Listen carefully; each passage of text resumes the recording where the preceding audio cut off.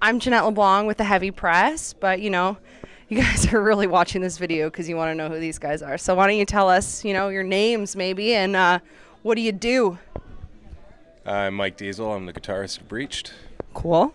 I'm Neil Uppal, and I'm the drummer in Breached. Awesome. So why don't we just kind of get right into it? How did you guys get started? How did this band happen? How long have you been together for? We've been together as a unit with Neil for about 2.5 years now, give or take, 2.5 years. And started, I've known Ryan for a long time, since high school.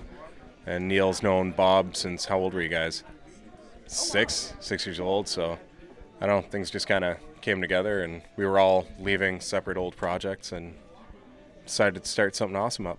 Make a little music baby together. So how would you guys describe your sound to someone who's never heard you before? I know there's so many different genres in rock music and everything, but what would you describe this little salad of music that you guys create? I do melodic hard rock with I don't know, what does everybody say, a metallic tinge? Whatever that means. But sounds fancy. I don't know, we get compared a lot to who we get a lot, Incubus and Stained, and it's all over the place.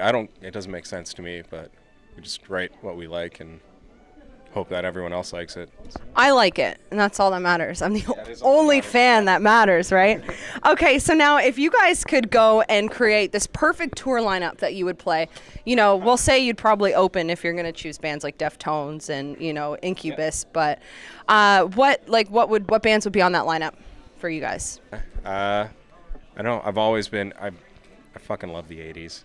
Yeah? Yeah, mad 80s fan. Hair metal and shit. No way. Yeah, it's so corny, but it's great.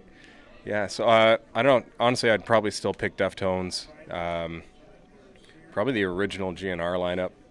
New bands, I'd love to play with 12 Foot Ninja and Dead Letter Circus are awesome. They're coming to Toronto.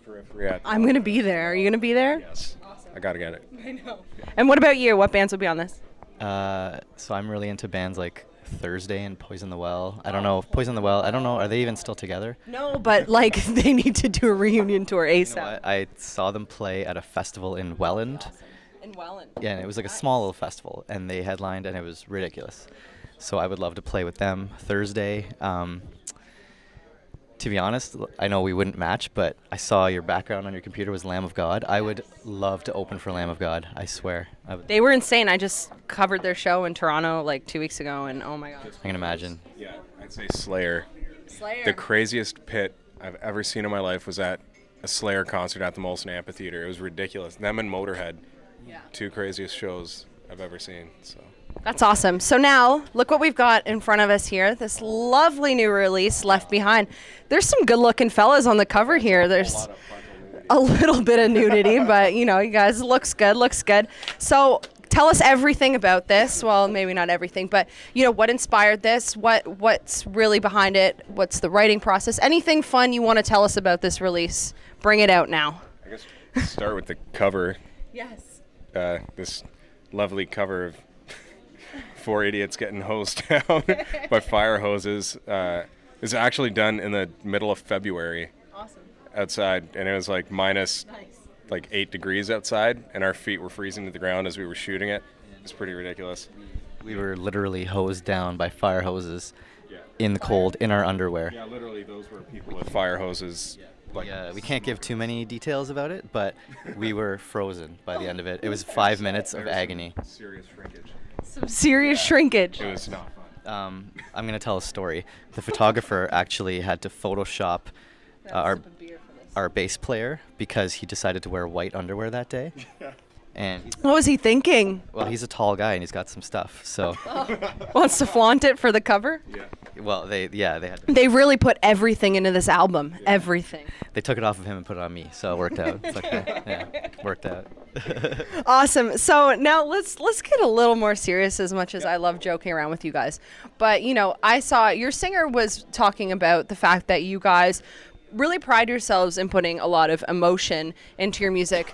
Do you guys find that when you write your music, do you use any tricks to evoke the emotion inside of you and bring it into your music? How do you guys evolve that? Like I know me, a lot of it actually does. Like if I'm in a great mood and I'm sitting down playing, like you can write anything anytime you pick up an instrument. But if it's good or not, it is like another story if you want to keep it. I know a lot of the stuff on this album I wrote a while ago, and I just reworked it when I was going through my computer through old song ideas. A couple of years ago, my dad passed away. I just went nuts for like 4 months and just wrote probably, I think it was like 132 song ideas that I just put on an old computer. And I just managed to salvage all the old files off of and reworked them. So yeah, I guess it comes from a lot of personal stuff that's going on. You work it into it. The best songs are sad songs.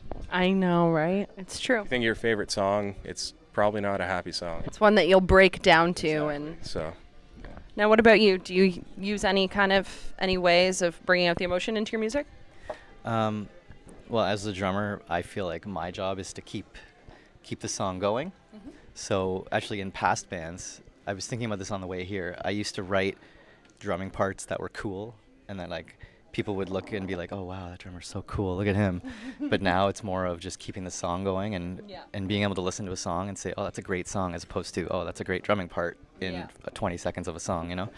And so when Mike brings an idea to practice and Bob comes with a vocal line, I just like to play whatever makes the song sound big and keep the song flowing. So what song then, with all this emotional writing you guys put into it, what song off this release would you say means the most to you personally? Personally, my personal favorite is Here With Me, the 5th song. Just to play because of the way that the tempo kind of picks up and then it drops and then it goes halftime and full time, and it's just it's really easy for me to be able to let out my emotion while I'm playing, however I'm feeling when I'm playing that song, whether I'm happy or I'm sad or I'm mad or anything. And I know lyrically it's a big song for Bob because his grandfather just recently passed away, and I guess as he sings it now, he kind of sings it towards his grandfather. So for me personally, that's my favorite song to play. It evokes a lot of emotion for me. for me, it's probably Left Behind, the first track in the single. It's just one of those songs where I sat down with Bob one day with no idea, and it just came together in honestly probably an hour. Yeah. We just sat down and finished it. Right? Yeah. Such a good, catchy as fuck song. It's awesome. I love it. Those are the best ones. It- I don't it's know what true. it was. It just, we were messing around with something completely different, and then started fooling around with an old idea I had, and just, I don't know, made babies. If you guys could be any musician for a day, who would you be? This one I find really brings out kind of influences in people, so I'm curious as to what you say. Do you have a shrine in your bedroom? Did you ever have that poster on your wall where you looked up every day and were like, I want to be him or her, maybe, depending? It's going to be very embarrassing. I do not strive to be this person now, but when I was 14, I wanted to marry Britney Spears. Aw, me too, probably. And so to answer the question about posters on the wall, I had posters of her. I don't want to be her. Was it the old Britney Spears or the new one? Which? It was definitely, she was just coming out with hit me baby one more time, that one. Yeah. If I could be any musician for a day, it would not be Britney Spears, first of all. Actually, maybe. She's got a lot of cashola. That's what I'm saying, right? And no, I would, honestly, I would probably want to be, because I love Thursday, the band. I don't know if a lot of people know who Thursday are, but I would want to be able to play their songs every day. I don't even know if they're still touring, but I would love to be Tucker from Thursday, the drummer, just so I could play their songs every day on tour. Cool. I'm learning a lot in this interview. Me too. Britney Spears. Wow. Awesome. My walls were covered. It was Britney Spears and Spice Girls. Spice Girls, I went to their concert. That was my first concert. Yeah, when Victoria Beckham got pregnant, I was pissed. Yeah, that would break my heart too. At the time, now she's Adams. Anyway, yeah. Yeah, good answers. I like it. Now, what about you? Who was on your wall when you were a kid? God, the weirdest mishmash of people ever.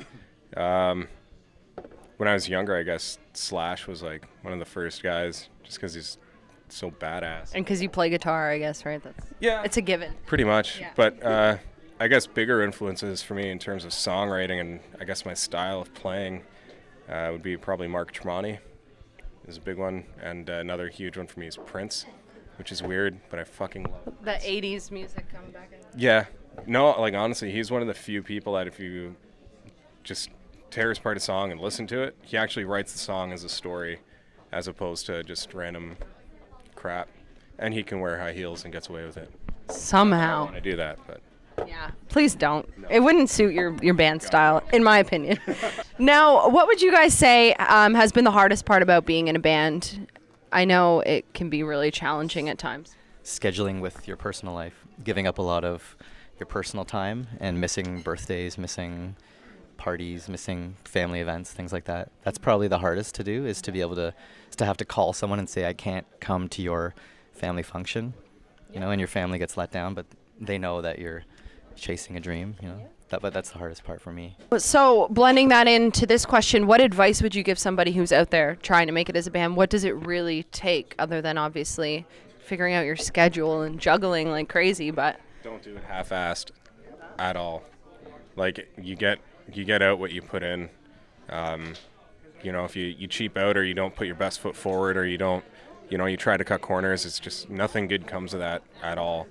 And you know, at the end of the day, when people want to help you and make you a bigger band, they're essentially looking for somebody who's already got their shit together and to just give you that extra little push or open the door for you, right? Yeah, if you're gonna do it right. You know, do it as best as you can and put everything into it. Otherwise, nothing's gonna happen for you. awesome. Now, what is next for you guys? What's next? Sleep. A lot of sleep. We're shooting a video this coming weekend, Are you? No way. What song? Piece by Piece. Cool. Second single. Can you give us any spoilers? Like, you know? It'll be the first video in Canada of its kind. We're working with the only people in Canada licensed to do it, so Really? Is this a true story? that is I can quote you? totally legit. Yeah. That's kind of cool. You'll hopefully see it in maybe half a year. Maybe how long would it take? Early Next year, spring. Awesome. You know, where can fans find you? Of course, we know that there's Twitter, Instagram, Facebook, all that, but what's your primary source that you want fans to reach out to you if they want to get a hold of you, give you some feedback, anything like that? I guess our main would be our actual webpage, breachedmusic.com. It's got links to everything on there, or Facebook's another great one. Those are the two we're usually always on. Or if somebody wants to get a hold of us, they can always email us too at breachedmusic@gmail.com. Woo! Awesome. Thanks, guys.